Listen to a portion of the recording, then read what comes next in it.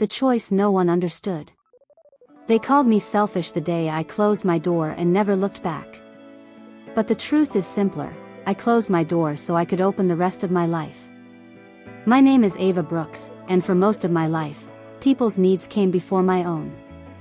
I was the friend who drove across town at 2 a.m. for someone's drama, the daughter who rearranged holidays to avoid fights, the partner who let apologies be postponed because it was easier than confrontation. If there was a role to fill, I filled it, quietly, efficiently, invisibly. There's a pattern to people-pleasing that feels noble until it becomes a cost. My cost was myself. The moment everything changed. If you want a single moment that started it all, here it is, a Thursday night, my apartment swamped with takeout boxes, my laptop open to a proposal I'd promised a client, my phone buzzing with my sister's voice about yet another family emergency that somehow always landed with me. "Can you drive Mom to her appointment tomorrow?" she asked. "I have a presentation." Again? I snapped, more sharply than I intended. "Claire, I have a deadline." "I can't." "Of course you can," she said. "You always do." That line, "you always do," slashed through me. It was never, "Can you?" It was always expectation disguised as request. It was entitlement wrapped in love. I closed my laptop. I put my keys on the kitchen counter. I made a decision that felt small and seismic all at once, would not be the automatic fix for everyone else's life at the expense of my own. That night, I sent a message that would change the tone of every relationship I'd had for years. "I can't take Mom tomorrow. I have work I can't miss. Please figure out an alternative."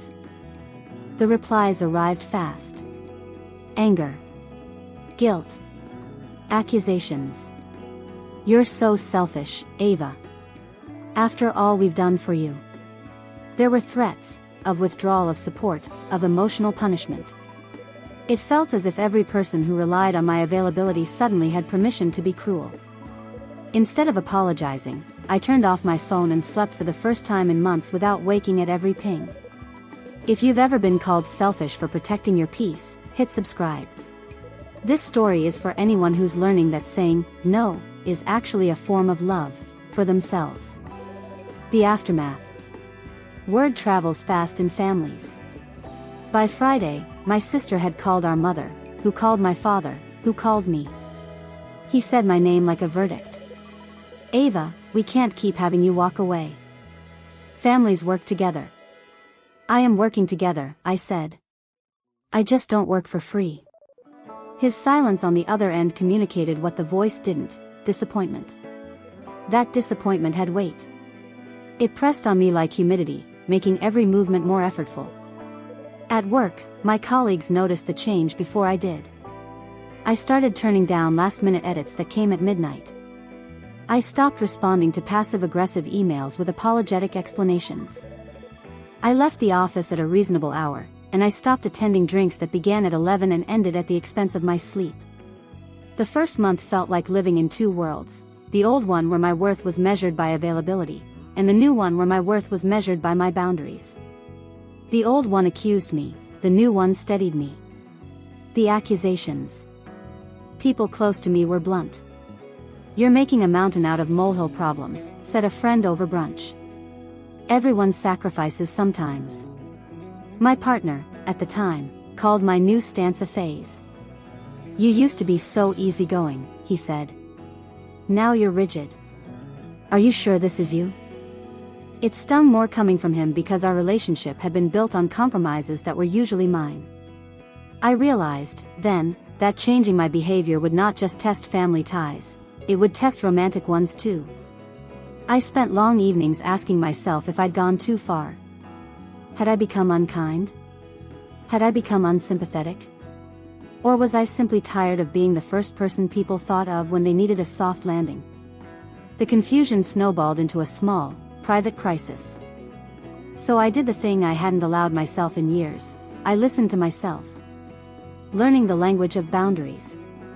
Boundaries felt foreign at first. Saying no was a blunt instrument compared to the delicate art of caretaking I'd learned. But I began studying the language of self-respect like it was a subject I'd failed in school. I read books. I listened to podcasts. I rehearsed phrases in the mirror. I can't tonight, but I can help you schedule an alternate appointment. I'm not available to lend money right now. I love you, but I can't take that on. Those sentences were small, but their rhythm changed my days. They made space for me to breathe. They showed people, gently, clearly, that I was capable of loving and keeping myself intact. Predictably, the first reactions were resistance. People accused me of coldness. Some relationships frayed. Invitations stopped coming. I mourned the loss of expected roles, the tireless sister, the always-on friend. But in their place grew something firmer, time for projects, date nights that actually felt mutual, mornings where my coffee stayed hot because I had a full night's sleep. The price, and the payoff. There was a price. My aunt stopped inviting me to family reunions. My partner left, telling me I'd changed too much. For a while, those losses felt like punishment, proof I'd chosen poorly. Then life, quietly and unexpectedly, began to rearrange itself. Without the mental toll of constant rescues, my work improved. I launched a small consulting practice helping independent creatives organize their businesses. The extra hours I reclaimed were invested in client work, in mentorship, and in writing the book I'd kept drafting in the margins of my life. Clients began referring others. A local magazine wrote about my approach to creative sustainability. Within a year, the thing I defended my time for started to pay for itself. Not just financially, but in reputation, in peace, in a sense that the work I did mattered. I made new friends, people whose boundaries matched mine. We met for early dinners, spent weekends on hikes instead of late-night complaint sessions, and supported each other's projects. These friendships felt nourishing rather than draining. The moment of quiet triumph. The real victory didn't come as a headline or an email. It came on a Tuesday morning when my phone buzzed with a message from my mom. "Saw your article in the magazine. Proud of your work." It was short, cautious, as if it might be taken back, but it was real. I didn't run to the phone. I sat with the message, took a breath, and replied with something I'd practiced for months: "Thank you." No rush to repair. No hollow explanation. Just a receipt of the moment. Months later, she asked if she could take me to lunch, just the two of us. We talked about small things, the weather, a childhood recipe, the neighbor's new dog. She didn't apologize in sweeping language.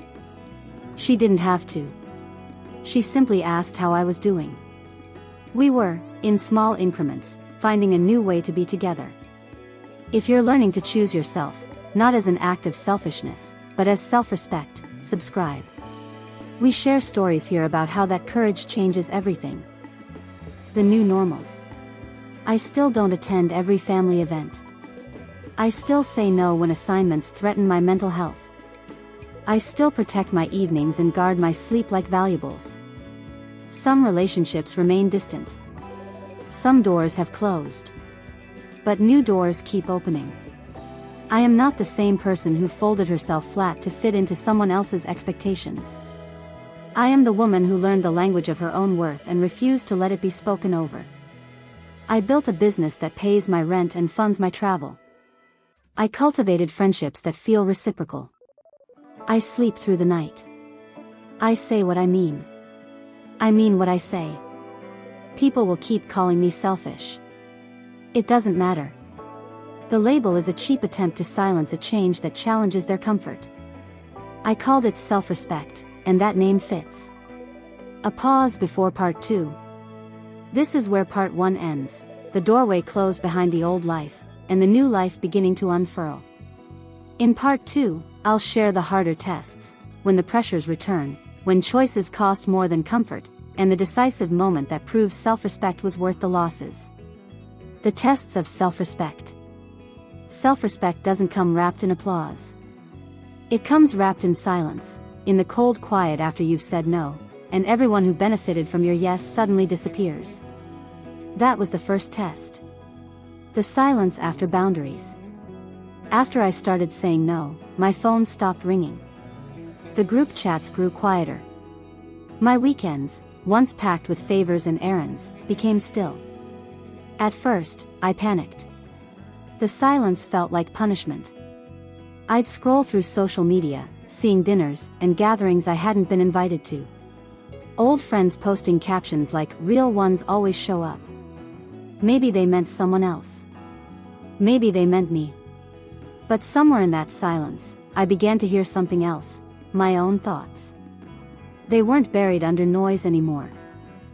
I realized I'd confused connection with obligation.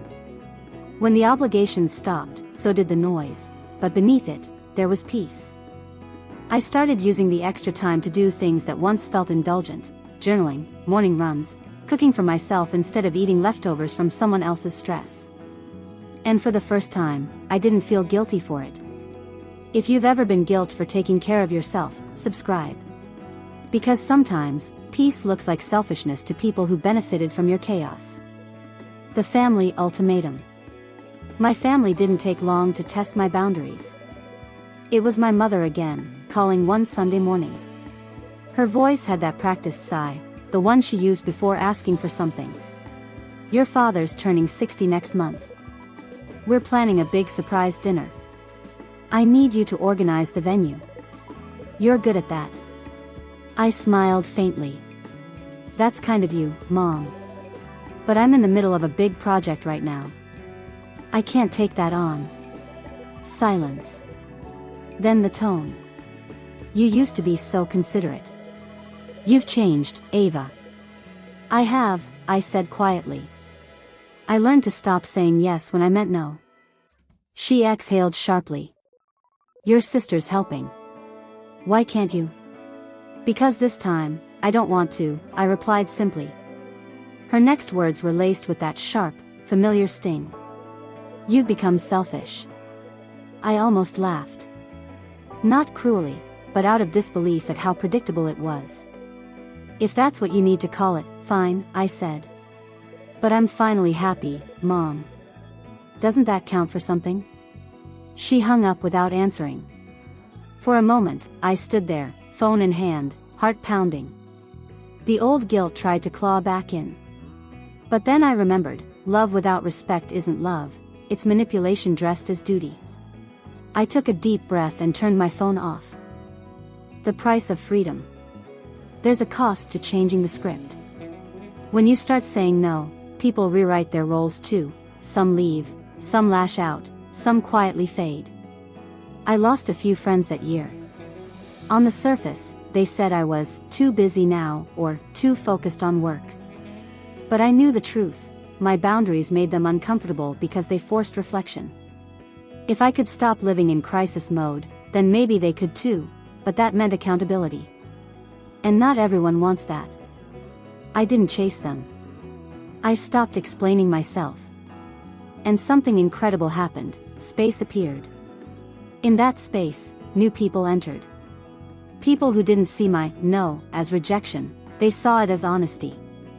People who respected time, who asked instead of assumed, who offered help before they needed it. I learned that when you raise your standards, the right people don't mind meeting them. The return of an old love. Around this time, my ex, Daniel, resurfaced. The same man who'd told me I was rigid, who'd left when I stopped bending. He showed up at my art show, unannounced, looking like a ghost from a gentler timeline. "You look amazing," he said. "I've been following your work. I'm proud of you." I smiled politely. "Thank you." He hesitated, then asked, "Can we talk? Maybe grab dinner?"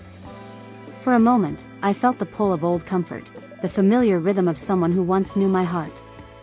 But then I remembered the exhaustion that came with being the only one trying. "I don't think that's a good idea, Daniel," I said softly. We wanted different things. I just didn't know it back then. He nodded, disappointment flickering across his face. "You've changed." "That's kind of the point," I replied. And I walked away, not dramatically, not bitterly, just peacefully. The kind of walk that comes after finally understanding your worth. They'll call it selfish when you stop shrinking to fit. But what they're really seeing is a version of you that no longer apologizes for existing. The success they didn't see coming. A few months later, my book launched. Boundaries Are Beautiful. It was part memoir, part guide, a story of how I rebuilt my life one no at a time. What began as late-night journaling had turned into a movement. Readers wrote from across the world, people who finally left draining relationships, quit impossible jobs, said no without guilt. The book went viral. Podcasts called. Publishers reached out for a sequel. I wasn't just surviving anymore, I was thriving. And the same people who had once called me selfish started calling me inspiring. My sister sent a text one day that simply said, "You were right to stop doing everything for us." I'm learning too. Even my mother softened. She sent me a picture of my book on her coffee table with a caption. Reading this. Trying to understand. It wasn't an apology. But it was effort. And that was enough. The freedom to be misunderstood. The more visible my story became, the more criticism came with it. Online strangers accused me of promoting individualism or selfishness. Family acquaintances whispered that I'd changed since success. But the truth is, change was the point. I wasn't chasing isolation, I was choosing peace. I wasn't rejecting others, I was reclaiming myself. If people wanted to call that selfish, I'd wear the word like a crown. Because selfishness, the healthy kind, is what oxygen masks are made of. You put yours on first so you don't pass out trying to save everyone else. And that's not arrogance. That's survival. If you've ever had to rebuild yourself by saying no, subscribe. Because you deserve stories that remind you, protecting your energy is not ego, it's evolution. Peace. One quiet evening, I stood on my apartment balcony, the city glowing beneath me, and realized I couldn't remember the last time I'd felt small. Not unseen. Not unworthy. Not exhausted. Just whole. My phone buzzed again, my mother calling. This time, I picked up. "Hi, Mom." "Hi, sweetheart. I just finished your book. I think I understand now." My throat tightened. Understand what? That self-respect doesn't mean pushing people away. It just means, finally meeting yourself. I smiled through tears. Exactly, Mom. We didn't need more words. We just stayed on the line, quiet, connected, equal. They called me selfish because they couldn't recognize what self-respect looks like on someone who used to live for their comfort. But I've learned this, you can't pour from an empty heart. Loving yourself doesn't mean loving others less. It means loving them without losing yourself. I was called selfish. I called it self-respect. And I've never felt more free. Freedom feels intoxicating, until it's tested by love. After a year of peace, I was sure I'd mastered it: self-respect, boundaries, balance. I could look anyone in the eye and say no without guilt. I could say yes without fear. Then I met Elias Carter, a writer who understood silence better than most people understood speech. He wasn't loud or demanding. He didn't expect me to save him. That was the first reason I didn't trust him. Because when you've spent years being needed for your usefulness, being wanted for your presence feels suspicious. The beginning. We met at a local literary event. He'd read an excerpt from his upcoming novel, a story about finding home in places that once felt foreign. When he stepped off stage, we ended up at the same table. He smiled politely. "You're Ava Brooks, right? I read Boundaries Are Beautiful. That book hit me harder than I expected." I laughed nervously. That's a sentence people usually say before they argue with me. "No argument," he said. "Just appreciation." His calmness unnerved me. He wasn't trying to impress or challenge, he was just there. Present. Grounded. We talked until the cafe lights dimmed, about work, words, and all the ways people confuse attention with affection. When we parted, he said, You seem like someone who's learned to live alone without being lonely. I admire that. And somehow, that compliment stayed with me for days. If you've ever tried to love again after learning self-respect, hit subscribe. Because loving from strength feels different, and I had to learn it the hard way. The first wall. We started seeing each other, slowly, deliberately. No grand gestures, no desperate texts. He'd send small things, a poem he'd written that reminded him of something I'd said, a picture of a sunrise with a caption, "Thought of you in the quiet." He never demanded my time. And that terrified me more than any clingy lover ever had. One evening, over dinner, he asked, "Can I see you this weekend?" I hesitated, my calendar already full with deadlines and solitude I'd promised myself. "I can't," I said. "I need that time to reset." He nodded. "Good. Keep it. I don't want to be the reason you forget yourself." That should have comforted me, but instead, it scared me. Because I realized something I hadn't faced before, self-respect had become a shield, and I didn't know how to put it down without feeling defenseless. The fear of losing myself. As our relationship deepened, I found myself flinching whenever something felt too familiar, when he asked where I was going, when he used "we" instead of "you." He noticed. "You get quiet when I talk about the future," he said one night. "Because I've built one before that didn't include me," I replied. He reached across the table, his voice soft. "Ava, self-respect doesn't mean isolation. It means partnership without erasure." I wanted to believe him. But belief is hard when history echoes louder than hope. For years, I'd been told that love was sacrifice, that if you truly cared, you gave until you were empty. Now someone was telling me love could be a choice, not a surrender. And I didn't know how to trust it yet. The test. It happened one evening when Elias got an opportunity abroad, a 6-month fellowship in Paris. He wanted me to visit him halfway through. "You can work from there," he said. "Think about it, 6 weeks in Europe, just you and me." It sounded romantic. It also sounded like the old Ava, rearranging her life to make someone else's dream easier. "I can't," I said finally. "Not right now." He looked surprised but not angry. "Because of work?" "Because of me," I said. "I've worked too hard to build a life I don't have to escape from." For a long moment, he just watched me. Then he nodded. "Then I'll come back sooner. No guilt. No manipulation. Just respect." That night, I cried, not because he was leaving, but because I realized that love could stay gentle even when it didn't get its way. They say love means compromise, but not all compromise is equal. Sometimes, the truest love is the one that says, "Stay where you're strong. I'll meet you there." The space between. While he was away, life felt balanced again. I worked, traveled, and kept building my projects. He'd send messages from Paris, photos of bookshops and bridges, with short notes like, "Proud of you today." He didn't ask for constant updates. He didn't question my silence. And that trust was terrifyingly freeing.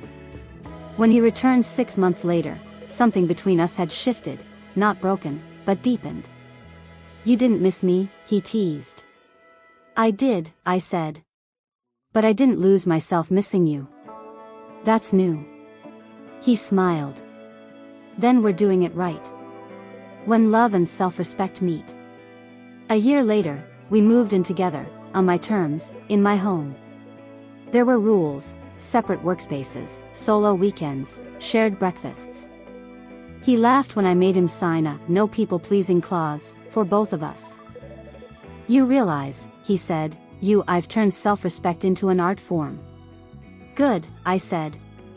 "It's my favorite masterpiece." We built something real, not dependence, not defiance, but partnership.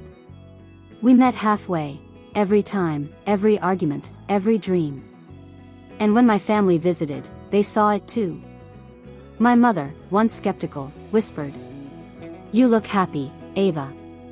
Not because someone's taking care of you, but because you're taking care of yourself with someone beside you. I smiled. That's what love should feel like, Mom, like freedom that holds your hand. If you've ever been called selfish for protecting your peace, remember this: boundaries don't block love, they guide it. Subscribe for more stories about choosing yourself without losing your heart. They called me selfish when I started saying no. They called me distant when I stopped apologizing for needing space. But now they call me peaceful. Because when you learn self-respect, you don't stop loving, you just stop disappearing in the process. I used to think love meant losing myself. Now I know, the only love worth keeping is the one that lets you stay whole. The full circle. Peace doesn't mean life stops testing you. It just means when the test comes, you finally know who you are while taking it. It had been 3 years since I'd rebuilt myself from the ruins of other people's expectations. My book had reached thousands. My consulting firm had expanded. Elias and I were steady, not perfect, not always aligned, but grounded. And then came the call. The call that shook my balance. It was a late Tuesday evening. The city lights outside my window were blurring through soft rain when my phone rang. My sister, Claire. Her voice was trembling. "Ava, it's Mom. She fell, broke her hip. She's in the hospital." For a moment, time froze. The same mother who had once accused me of being selfish for saying no now needed me again, not for errands or favors, but for real care. "You realize," he said, "YV." I took a deep breath, steadying myself. The old Ava would have packed a bag, canceled everything, and flown home within the hour. But the woman I'd become paused. "Is she okay?" I asked. "They're doing surgery tomorrow," Claire replied. "Dad's a wreck. I can't do this alone, Ava." There it was again, "I can't do this alone." The phrase that had built my exhaustion years ago. But this time, it didn't feel like manipulation. It felt honest. So I said softly, "Okay, I'll come. But we do this differently this time." If you've ever had to face the people who broke you, and still chose grace over guilt, subscribe. Because healing doesn't mean forgetting. It means returning stronger, not smaller. Coming home. Flying back to Minnesota after nearly 3 years away felt like stepping into a photograph I'd outgrown. The streets looked the same, the porch lights still flickered, but I wasn't the same daughter who'd once come running. When I entered the hospital room, Mom looked smaller, pale, fragile, a network of IVs where control used to be. Her eyes fluttered open, and for a brief second, I saw fear. Not fear of pain, fear of how I'd react. "Ava," she whispered. "Hey, Mom." She tried to smile. "You didn't have to come. I know you're busy." "I came because I wanted to," I said. That surprised her more than anything. Because wanting, for once, wasn't duty. It was choice. Facing the past without reopening it. For the next few days, I stayed, but I didn't lose myself. I helped with meals, spoke to doctors, and made sure she was comfortable. But I also worked from the hospital cafe, kept my boundaries, and stayed centered. One night, Claire joined me for coffee. She looked at me carefully and said, "You seem calm. Even here." "It took a long time to find that," I replied. "And I'm not giving it up, even for family." She nodded slowly, tears in her eyes. "You're stronger than any of us gave you credit for." I think Mom's finally realizing that. The apology I never expected. The night before Mom was discharged, she asked to speak privately. I sat by her bedside, the rhythmic beep of machines filling the silence. "Ava," she said quietly, "I've been reading your book again. The part where you said, boundaries are love with structure. I didn't understand it back then." She paused, eyes glassy. "But now, lying here, needing help, I get it. You weren't pushing us away. You were teaching us how to stop leaning so hard we broke you." For the first time, I saw her vulnerability not as weakness, but as courage. I didn't want to be right, I said. I just wanted us to heal. I know, she whispered. And I'm sorry it took me this long to see it. Her words weren't perfect. But they were enough. And in that sterile, humming hospital room, something healed that no apology could ever fully explain. Sometimes closure doesn't come as grand forgiveness. It comes as quiet understanding, the moment when someone finally sees the truth you lived through. The reunion dinner. A few weeks later, after Mom returned home, Claire insisted we have dinner together, the first family meal in years. I hesitated, remembering how dinners used to end, accusations, comparisons, cold silence. But Elias encouraged me.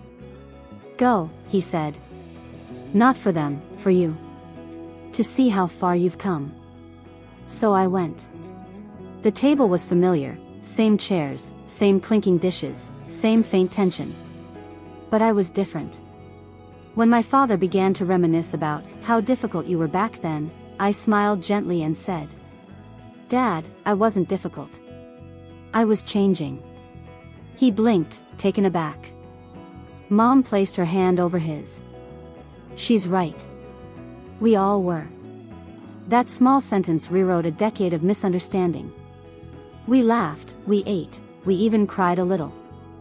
There were still fractures, there always would be, but they were filled with something softer now, grace. The unexpected shift. After dinner, as I was leaving, Dad walked me to my car. He cleared his throat awkwardly. You know, your mom's been bragging about you to the neighbors. I laughed. Really? Yeah, he said. She said you turned out all right. Maybe we should have let you figure things out sooner. It wasn't an apology, but it was the closest thing he'd ever given me. And somehow, that was enough too. I drove home that night with tears in my eyes, realizing that life doesn't always give us perfect reconciliation. Sometimes, it gives us quiet evolution. If you're rebuilding yourself and wondering if the world will ever understand, it will, one day. Maybe not perfectly, but peacefully. Subscribe, and keep growing with me. Returning home changed. When I got back to Chicago, my apartment felt warmer than ever. Elias was waiting with dinner and a soft smile. How was it? He asked. Strangely, healing, I said. I didn't go there to fix them this time. I went there to stay whole. He kissed my forehead. And you did. That night, as I sat by the window watching the city hum, I wrote a new chapter, not for a book, but for myself. The final lesson. Here's what I learned, and maybe what you need to hear right now. You can love people and still protect your peace. You can forgive them without reopening every wound. You can come home without losing yourself at the door. They'll still call you selfish sometimes, even after growth, even after grace. But the truth is this, the people who once called you selfish may one day thank you for teaching them balance. And if they don't, that's okay too. Because peace doesn't require witnesses, just presence. They called me selfish when I stopped rescuing them. They called me cold when I stopped apologizing for existing. But in time, they called me something else, grounded. Whole. Happy. I didn't change to spite them. I changed to save myself. And saving yourself, that's not selfish. That's sacred.